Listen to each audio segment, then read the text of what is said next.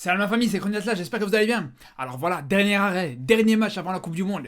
Alors franchement, c'était un match qui était hyper intéressant. C'est vrai qu'on peut un petit peu relativiser sur le niveau de l'adversaire, mais dans tous les cas, dans le contenu du match, en termes de qualité, en termes de performance et bien sûr en termes de résultats, c'est sûr que le match est hyper positif. Et je pense que la cerise sur le gâteau, et le plus important, je dirais, dans ce match, c'est surtout le fait qu'il n'y ait pas eu de blessure. Il n'y a pas eu de blessés, même si plusieurs fois on a eu des petites inquiétudes. Personnellement, j'étais pas serein, comme vous avez pu voir, ceux qui étaient avec moi en live pendant le match, j'étais pas du tout serein par rapport à ça. C'est clair que c'est la priorité dans cette rencontre, le fait que tous les joueurs s'en sortent indemnes, qu'il n'y ait pas de blessure, et que tout le monde soit à 100% pour cette Coupe du Monde. D'ailleurs, ça nous fait penser justement à Harit, et j'en ai pas eu l'occasion d'en parler sur YouTube, mais on pense fort à lui justement avant ce mondial. Mais sinon, avant de vous donner mon avis par rapport à ce match, je vous rappelle que ce soir, à partir de 22h, je serai en live sur Twitch, donc on aura l'occasion d'en parler, j'aurai l'occasion de vous écouter par rapport à votre avis à vous. Mais donc, par rapport à cette rencontre, on a vraiment vu des choses intéressantes, on a aussi vu malheureusement des choses aussi qu'il faut surveiller, qu'il faut surtout pas reproduire pendant la Coupe du Monde, que ce soit contre la Croatie ou contre la Belgique, mais ça on en reparlera aussi en fin de vidéo.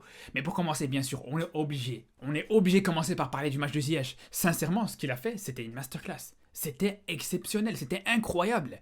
C'était incroyable sur sa première mi-temps, il a montré beaucoup plus que ce qu'il a montré avec le Maroc depuis des années. Il a vraiment proposé des choses du niveau du fameux Ziyech de l'Ajax. Il a vraiment montré que malgré le fait qu'il jouait très peu avec Chelsea, une fois qu'il était en confiance, une fois qu'il était dans les bonnes conditions, il pouvait être exceptionnel, il pouvait être à son meilleur niveau.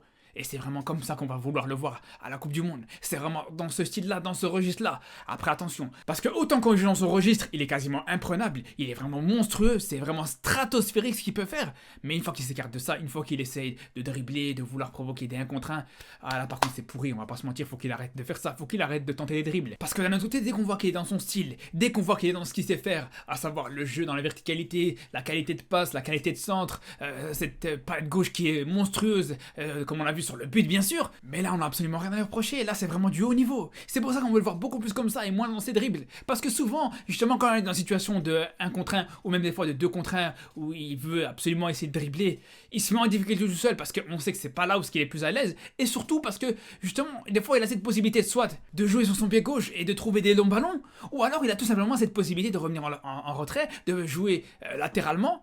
Et même là, ça peut être intéressant parce qu'on sait bien que Ziyech, c'est le genre de joueur qui a cette capacité à attirer plusieurs joueurs vers lui.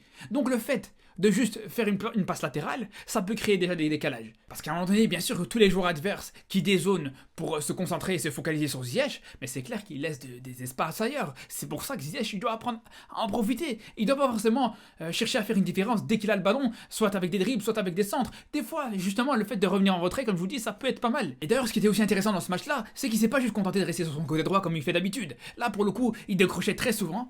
Et il proposait des ballons dans la profondeur, quasiment dans un profil de numéro 6. Et c'est d'ailleurs comme ça qu'il a réussi à trouver une Nesiri en première mi-temps, en lui permettant de lui donner un face-à-face contre le gardien adverse. Et c'est ça qui est intéressant avec Ziyech. Son jeu dans ce match, il était hyper varié. Il a créé des occasions de plein de manières différentes, que ce soit cette occasion que je viens de vous dire, que ce soit le premier but avec son centre, que ce soit même son propre but. Il a même donné l'occasion à Hakimi qui a permis de se trouver dans un face-à-face. Bref, de manière générale, le match de Ziyech, c'était vraiment un match plein, c'était vraiment un match très complet, et c'est l'idéal avant de commencer une Coupe du Monde. C'est le genre de match parfait pour le mettre en confiance, pour qu'il soit dans les meilleures conditions pour aborder ce match contre la Croatie. Après, la grosse intégration dans ce match, c'est de savoir lequel allait gagner le plus de crédit dans cette rencontre entre Nesiri ou Hamdallah. Je pense qu'on a eu notre réponse. Personnellement, même si Hamdallah, on voit qu'il a des qualités, on voit qu'il a des possibilités, mais ça reste un petit peu compliqué encore dans les automatismes. On voit qu'il a du mal à se trouver avec le reste des attaquants, le reste des milieux de terrain. Justement, par contre, je trouve que sa présence a pu faire du bien à Nesiri qui fait une bonne première mi-temps.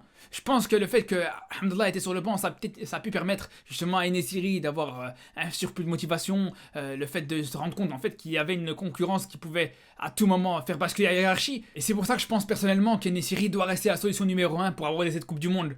Je pense que ça risque d'être très compliqué et très risqué de changer comme ça d'attaquant au dernier moment. En plus, même au-delà des automatismes, on a bien vu que Hamdallah dans ce match, il n'est pas encore totalement en jambes. On a bien vu des fois il était un petit peu juste sur des contrôles. Pareil sur les duels aériens, c'était vraiment très décevant, c'est très léger. Après vous allez me dire ouais mais Hamdallah il a quand même réussi à provoquer un penalty. Alors personnellement, au-delà du fait qu'il y avait penalty, mais ce genre de situation, je pense que ça peut passer contre la Géorgie, mais contre la Croatie, quand tu vas jongler comme ça dans la surface, ça va être très compliqué. Pareil contre la Belgique, contre une défense un petit peu plus solide, je suis pas sûr que ça puisse passer. Et c'est d'ailleurs ça que j'ai pas compris, c'est que il a cette possibilité de jongler dans la surface adverse, mais s'il a la possibilité de jongler, il a la possibilité largement de contrôler, de mettre ce ballon au sol et de pouvoir amener une frappe. Et je pense que comme ça, il aurait pu gagner plus de points aux yeux de Regragui qu'en ayant provoqué ce penalty. Je pense que s'il avait juste, comme je vous dis, contrôlé ce ballon mis au sol et cadré une frappe, il aurait gagné beaucoup plus de points qu'en ayant provoqué ce penalty. Après, En parlant d'avoir gagné des points, il y a un joueur que j'ai pas compris. Il a gagné énormément de points justement contre le Paraguay et contre le Chili. Et là, on n'a pas vu. Je sais pas s'il y a peut-être une fragilité, il y a peut-être des problèmes physiques, mais j'ai pas compris pourquoi on n'a pas vu Saviri. Pour moi, sincèrement, c'est l'une des possibilités et une des solutions les plus crédibles au poste de milieu de terrain, à côté d'Ounahi et Amrabat.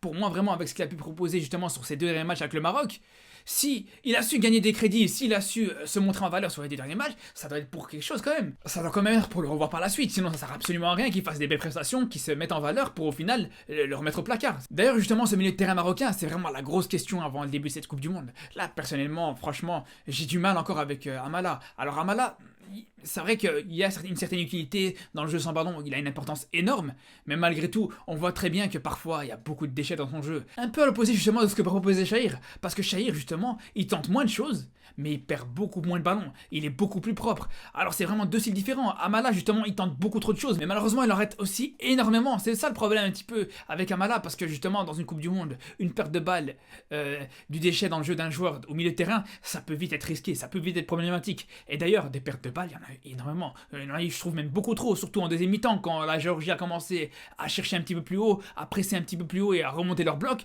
Là, ça commence à devenir compliqué au niveau des pertes de balles. Et par moments, c'était même des pertes de balles coup sur coup. Donc, heureusement que ça n'a pas posé préjudice, heureusement que ça n'a pas été négatif. Mais à tout moment, contre la Croatie, ce genre d'erreur, ça peut se payer cash, ou même contre la Belgique, bien sûr, même de manière générale en Coupe du Monde. Et c'est un petit peu justement comme ces ballons en profondeur, ces ballons dans le dos de la défense marocaine qui ont souvent mis en difficulté cette défense. Alors, encore une fois, ça manquait vraiment de précision et d'adresse dans le dernier geste, mais il faudra vraiment être hyper vigilant là-dessus contre les Croates, c'est hyper important. Un peu d'ailleurs comme sur les corners défensifs. Parce que sur ce match, on a vu une situation sur un corner défensif qui a mis en difficulté cette défense marocaine. On a vu un duel perdu par Amrabat et Aguerd qui se sont regardés, ils n'ont pas été au duel. Et ça, ce genre d'incertitude contre la Croatie, c'est typiquement le genre de choses qu'on veut pas voir. Surtout que ça rappelle vraiment des mauvais souvenirs. En tout cas, malgré tout, malgré le fait qu'il y avait des petites choses à améliorer, des choses auxquelles il faudra être très vigilant contre la Croatie notamment, malgré tout, ce match était vraiment intéressant, c'est un match encourageant. De toute façon, nous on se retrouve la veille du match Maroc-Croatie pour une petite vidéo d'avant-match, donc je vous dis à très très vite, d'ailleurs à ce soir à partir de 22h pour le live, pour débriefer ensemble ce petit match, et surtout d'ici là, prenez soin de vous.